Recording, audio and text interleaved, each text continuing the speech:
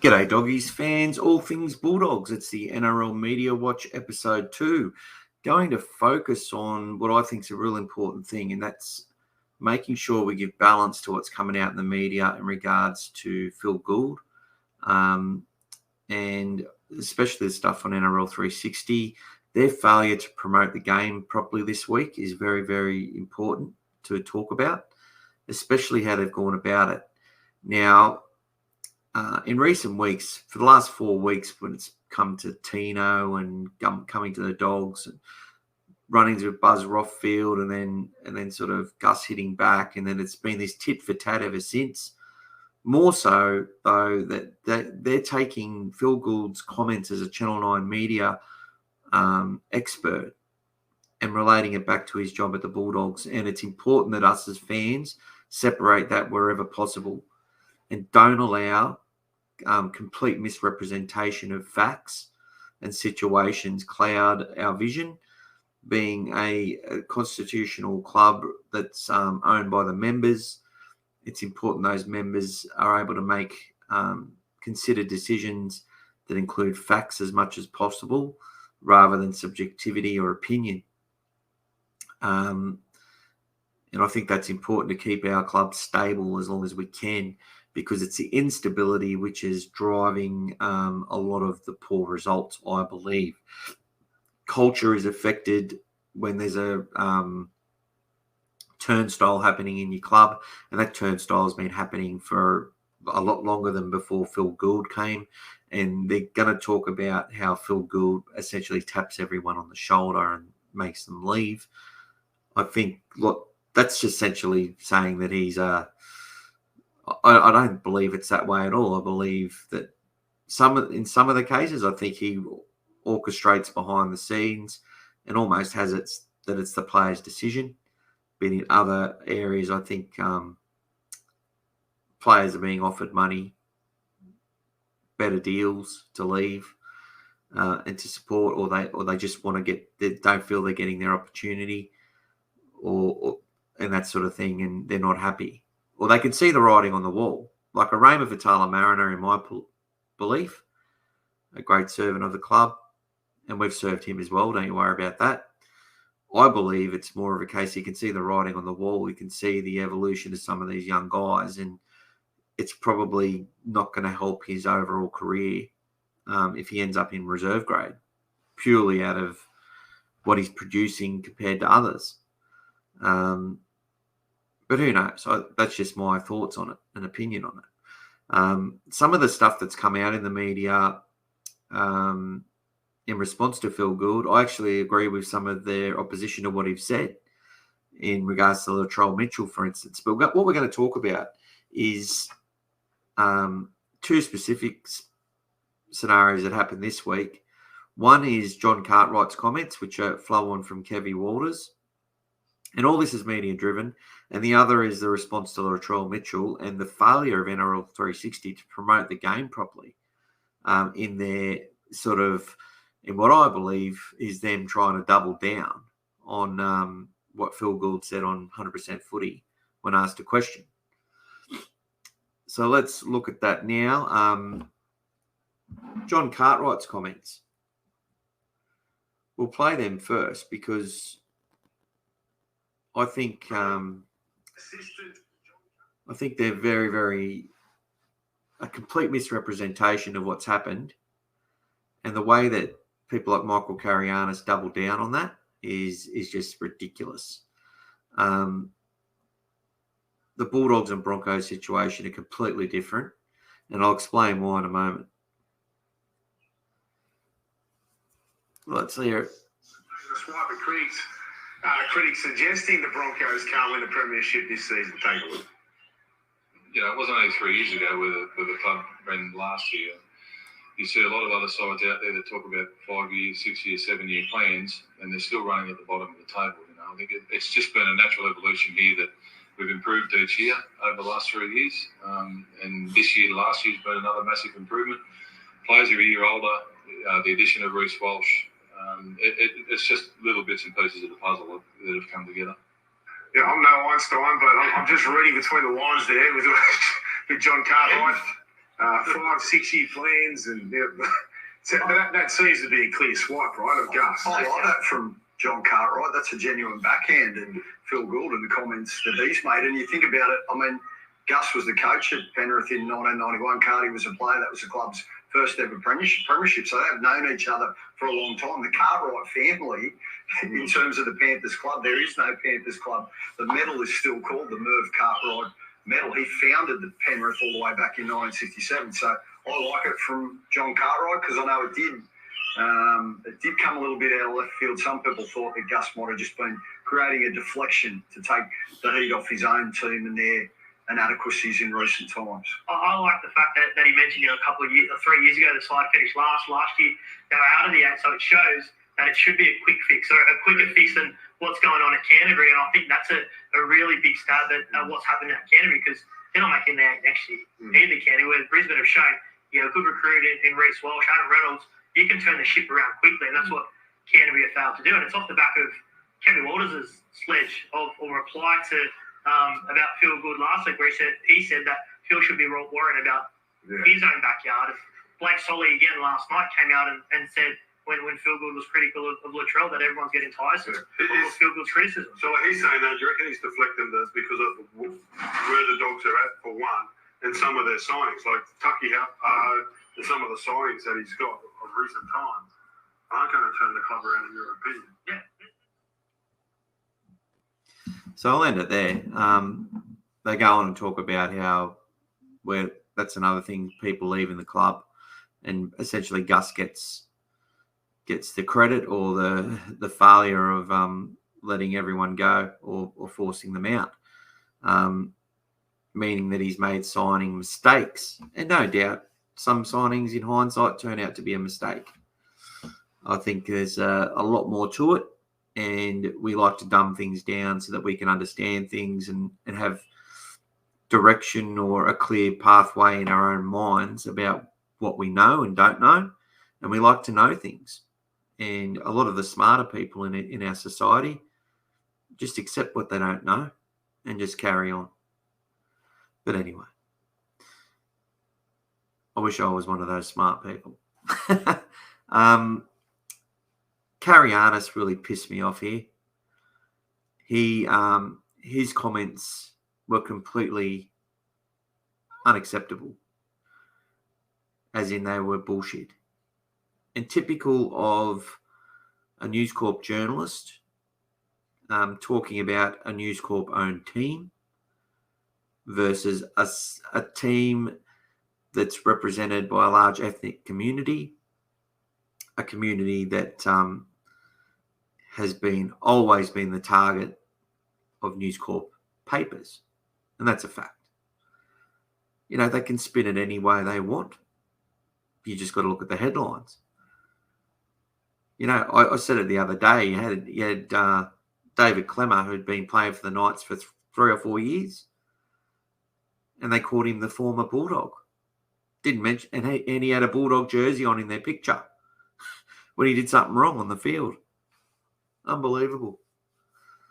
That's just one small example. You got the bottle throwing incidents where they don't report other teams' fans doing the same thing, especially when it was the team that we were playing at the time had done it to another ref at another game, playing another team. Whole bunch of stuff. But Michael Karianis, and that's what it's about for these News Corp journalists. It's about them getting on their knees and how hard can they suck, essentially, because that's what gets you places there.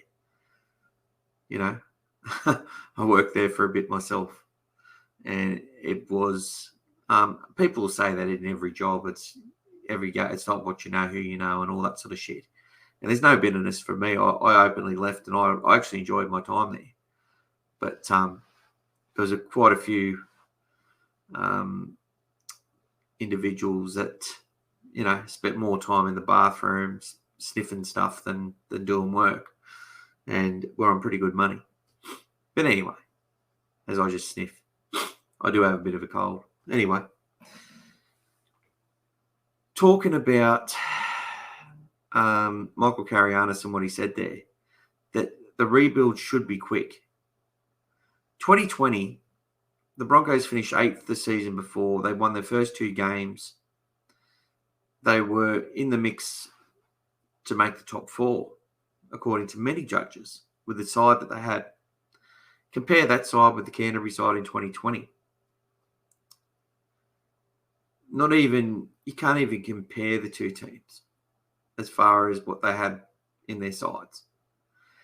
And 6 or 7 of the juniors of that Brisbane side are now playing NRL.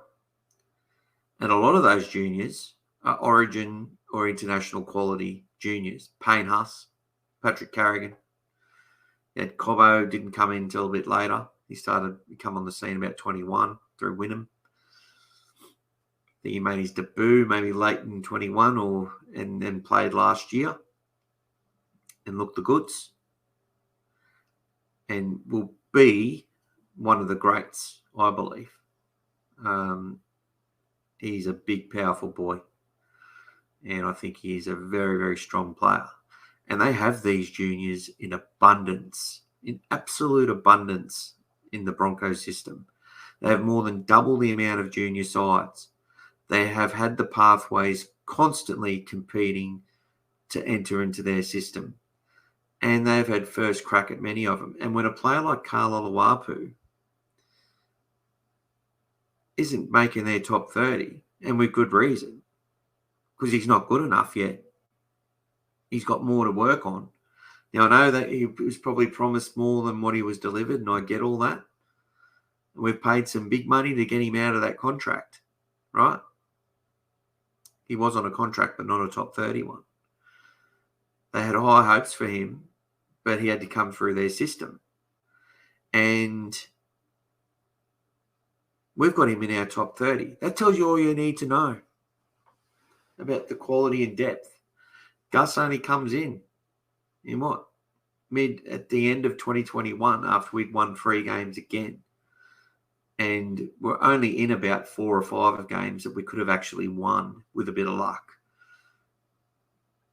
The previous year was a similar story in 2020 when we came second last, where I think where Dean Pay was lost his job. No end of season run that year under George Arliss. I think they're on 2 wins, and George Arliss got 1 win out of like 10 or something to finish the season. So that was the COVID year, pretty horrible year. Following year, no better. 2022, we sign a bunch of players. We get Burton, probably the only champion junior that we could have bought, and we got the Fox. 2 great signings. Paul Vaughan on a 1-year deal as a stopgap. Turned out that we should have kept him. What a good player. Very good player, and we needed him. And we let him go. Dufty is killing it in England. He's not killing it in Canterbury or in the NRL. Whole bunch of players named and let go. I think he's a talented player. I think he's a first grader. But I don't think he's any more than that. He's not going to be a big money signing. I think Barrett brought in Corey Allen, who made the Origin side, got him on $500,000. Hasn't looked more than a fringe first grader since. You know, there's been all these things that have happened. We've been running around with teams with no experience. Basically last year's team outside of Vaughan and the Fox, Burton. Who else were you going to pick in your NRL squad in another team? There's players now that have kept playing and have developed and would make NRL squads for sure, but yeah, there's not many. And even this year, we've had a lot less. For them to be so dismissive of our injuries in our forwards, like you just have to see, like a team like Cronulla has struggled to have its 3 big boppers on the field at once. And whilst they got more depth than that, and they've won some games and they beat us twice, and against the good sides, they struggle. But last night, some of those players are underdone, but they had Royce Hunt, Toby Rudolph, and the other big fella playing. And then that Hazelton on the bench as well. Or they had Hamlin Ueli playing, right? And he's got a young brother as well who's really good, who's coming through. When they get their three best players out there in the props and they hold up the middle, they can score points with their outside backs. And when they ran out of puff, South Sydney did the same. And if Souths were more patient, they actually could have got away with the win last night. But it just tells you it's all about the middle. And we just haven't had it, which is why Vaughan was a bad decision by Gould. And Gould should be held to account for that. If that's a reason why you believe, with all that's going on, that we need a new board or we need a new head of football, that is the type of decision you look at and go, on paper, what he produced every week, stats-wise and results-wise for the team and the way we defended in the middle versus what we're doing now without him and what he would have cost, you can make a considered choice that was a bad decision. And that's how I go about it. And then it's about weighing up the good ones with the bad ones, and then you make your choice. Do I buy the merch? Anyway, as I said, I buy merchandise as a celebration of the legacy of being part of this football club. I'm a member for that reason. It's not just for the now, it's for the before and the future. It's a whole holistic view. I don't buy merch because I necessarily are trying to give back to the club. I buy merch because I want to be part of the club and support the club. It's completely different. Merchandise memberships aren't me saying, you owe me a win. Like, it would be nice sometimes for them to recognise my contribution and perform better. But all that's outside of my control. I'm going to be a part of this club forever. I'll never change. And that's what a true fan, in my opinion, will do. They cannot change teams. It's impossible for them. And looking at this situation with Michael Carianis and what he was saying, not just him, the whole bunch, to sit there and compare a team with a junior system, which their juniors are getting exposed way too quickly, aren't the top performing juniors in the comp, with less than half of the teams, junior teams, to select for, which means you've got less than half the amount of stars to choose from. And if any are really good, you've generally got to pay overs to keep them as well. We've been paying more money to keep players like Averillo and Alamotti for a long time. They've already taken up more money than the average junior would. Penrith can't do that. They've got so many, and that's why they lose so many as well. And it's hard for them. But they've got so many that they lose one and there's another two or three competing, and it drives them to higher levels. We brought a couple out of their system which have then failed miserably. I'm not going to mention names. And I'm talking about juniors that played in the juniors and never made it to New South Wales Cup or anywhere like that.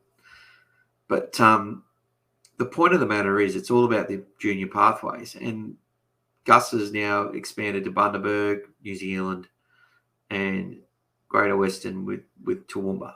And that adds to what we already had, which was that north coast of New South Wales, mid to north coast. You add to those the amount of junior squads from those areas and those academies, and you're building your number of teams, which means you're building more quality players to bring together to form that nucleus of a good side that you can carry through over a number of years. The Broncos have already got that. So for John Cartwright to sit there and just have a crack at our club, when Gus has only been back since then, and he's working on those areas which form the foundations of your club moving forward. It's a little bit, he knows exactly as well. He 100% knows, but it's for the theatre. It's for the question that was asked. It's for his players to be motivated because, yes, players still get motivated by what people say about them in the media, apparently, and coaches utilise it. It's all about that. And when these guys own the Broncos, it's a conflict of interest for them as well. It's a conflict, so it goes both ways. But they should not be relating what what Phil Gould says about other teams when he's asked questions, essentially tipping who he thinks can win and who can't, like a fan, like a commentator. That should not be related back to Canterbury and our situation or his job at all. And it's, while he will deflect things, and some things he can draw a line, there's no deflection there at all. He's sitting there, he comes out and says, we are where we are supposed to be all the time. We're in the position that we're in because this is the position we're in. He's not hiding or deflecting from anything because he knows anytime he says anything, it's going to attract it anyway. And that's one of the issues with Canterbury at the moment.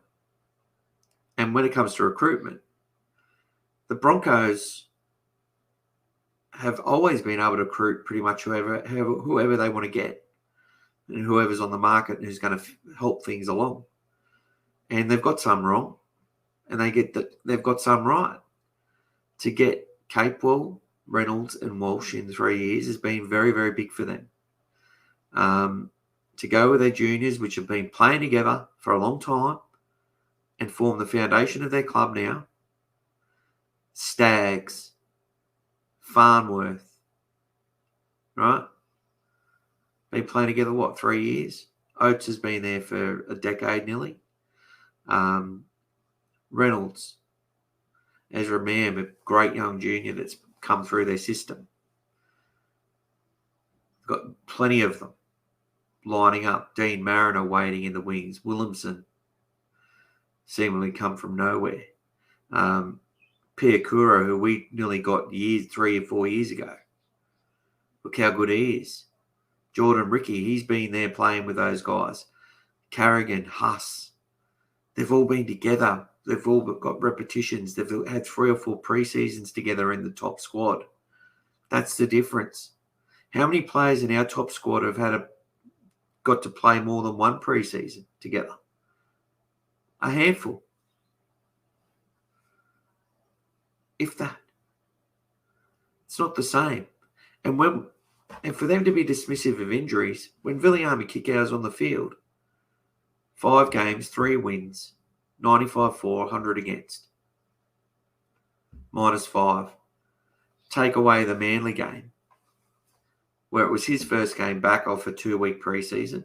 Burton had to recover from an injury in the preseason. Kikau had an injury in the preseason and his father died. The Fox had an injury after the World Cup as well. Didn't play the Indigenous round, which is huge for him. And Paul Alamotti, a rookie. And where do we get our points? We got it through Preston, Averillo, Carraz, and Flanagan on the other side. While they talked up the left hand. And why is that? Because we had all our stars, they were all playing in the World Cup. And they weren't ready. But then game 2, a lot better for the run. Smashed the Storm at home. Was smashing West apart from a terrible 8 minutes. Nearly got it done against the Warriors in what I thought was a bad decision. And then, Kikau gets injured. Comes back in his first game. We beat the Dolphins, a truly international pack. And that was the first time we had Kikau, Tavita Pangai Jr., Max King, Ryan Sutton, Reed Marnie, Jacob Preston in the same pack, starting together. First time they played a game together, those guys, all together. So a much more depth with our side, and we got the win. And we left 3 or 4 tries on the table, and on the ground we didn't score. Yet still got away with that win. Wasn't pretty, but definitely weren't easy beats in the middle against teams with international and origin class players across the whole side. They're not in the best form, the Dolphins, and it's hard to bring a team together. We know that. But big chunks of their side have played hundreds of games together. And that's another thing that needs to be not lost in translation here. We don't have anyone who's played hundreds of games together in our side. And that's what we've got to build to. So it's highly important that we don't allow these commentators to sit there and completely underestimate what we've gone through this year. Not only did we not have Kikau, we didn't have Tavita for most of the year to start. We've had King's been carrying injuries, Sutton's got injured, Pele's been injured, Patolo's been injured the whole time. We're relying on these guys like Moran and Edwards to come in, and then Topane and Ockenball. Like, that's just not going to get it done. And which team's going to take those 4 or 5 players and put them in their NRL squad and expect to win? It wouldn't matter who their halfback was. They're just not going to get it done in the middle. And they might eventually, given time, but they just don't have the experience. Anyway, I'll move on from that point. The other big failing of NRL 360 this week was the absolute mockery of their promotion of Super Saturday, which was to promote Latrell Mitchell. And the only time they mentioned another team was the Sharks at the end, when it says, and he'll be coming up against the Sharks on Saturday. I'm pretty sure there was no other promos for Super Saturday other than Latrell Mitchell. Nothing about Perth and the doubleheader. And I just, if I've missed that, let me know in the comments. I've watched NRL 360 3 nights in a row. Monday night, 100% footy. Gus makes his comment on Latrell. Tuesday, they all talk about it and say that he's wrong. Wednesday, they've got promos that they play twice, which is Latrell Mitchell and nothing else. Okay? So in order for them to go and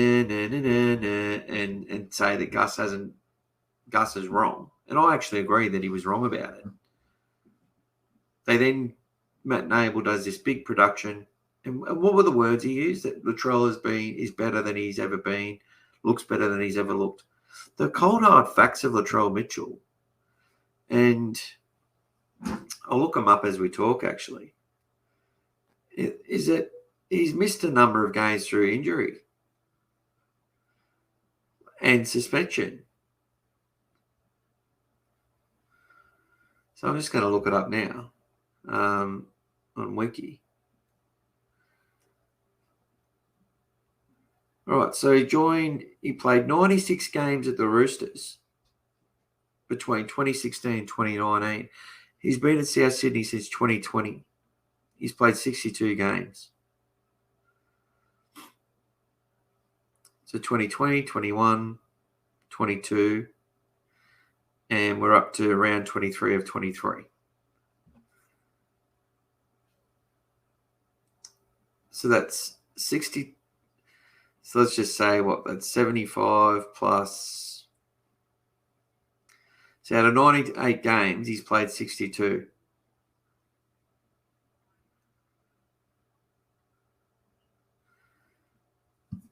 So he's actually only played 6 in 10 matches for the Rabbits in that time. He's either been injured or suspended. Okay? At the Roosters, he was there. He pretty much played nearly all the games. I think that's a big deal. 60% isn't enough for a player that that's on as much money that he's on, and as important he is to that side. He's a great player, but look, he's on. They played the Sharks on the weekend, and they were down 26-0. Now, it's not all his fault, but the promotion of that game was Latrell Mitchell, and this is why it was irresponsible. If they believe that everyone's going to watch that game just because of Latrell Mitchell, all they did was give motivation to the Sharks to go out there and build him and to win. And they didn't need much motivation anyway. But the fans of the Sharks, the fans of the Knights and the Dolphins, the fans of the teams that were playing on that day deserve to have a little bit more promotion of their side. And it shouldn't just be about one player. That's ridiculous. Absolutely ridiculous. And the reason they did it, though, was because Phil Gould, who was asked a question, or they were talking about Latrell Mitchell, and he gave his 2 bobs worth. And apparently because he works for the Bulldogs, he shouldn't do that. So cheap shots that he shouldn't be doing that because, so Blake Solly comes out and says Phil Gould's opinion's tiresome. Well, Blake Solly was asked a question by the media. So the media are the players come out, Colin Matungi and the other guy, Campbell Graham, and supported their player, which you expect them to do. But the fact of the matter is, the media are trying to create this against Phil Gould, and it's the cheap shots at Canterbury, and it's the way that the fans of Canterbury who have an issue with Phil Gould, which are at least half of them, they use this to infiltrate as well and to add weight to their opinion. And I don't like it. Let him have his opinion, keep Canterbury out of it. He's not mentioning Canterbury. Why do they need to mention us? Anyway, that's my thoughts. I just think that there needs to be balance here. They need to leave Canterbury out of it when discussing Phil Gould's opinions about other sides or about the game in general, because it's got nothing to do with Canterbury. And we need to keep things in perspective for us so that we can make considered choices as fans when it comes to the future of our club and the way we support it. And that's important for us. So, yeah, I think it was completely the way they went around. They just promoted Latrell Mitchell as a great player. I love watching him play. And what ends up happening, the Sharks do a job on the Rabbits. Rabbits still should have won, in my opinion. Some weird calls at the end there too, but yeah, they 60% completion. It just shows you, if Sharks get their middle back, they're a much better side. And but sort of rubs a bit of salt into their faces, I think. I think those a bit of if people see karma as some sort of justice system, or maybe there was some karma there for NRL360 and Fox Sports and those commentators who sat there and utilised Latrell Mitchell as another way of just having a crack at Phil Gould, even to the point where their full promotion of Super Saturday was just to talk about one player in him. Anyway, guys, that's my thoughts. 34 minutes, NRL Media Watch Episode 2. Hope you enjoyed it. Interested to hear your thoughts and questions or anything else. My apologies for those that believe that I, waffle too much, because I do, and I do understand that. I'm trying to finish it right now, and I'm waffling some more, but it's just the way I go about things. It's just, if I could do it more concise and be more articulate, I would. But yeah, just doing the best I can. Shout out to all the Dogs fans and to all the listeners. Like and subscribe if you want to keep listening to me waffle. It's going well. Take care, guys.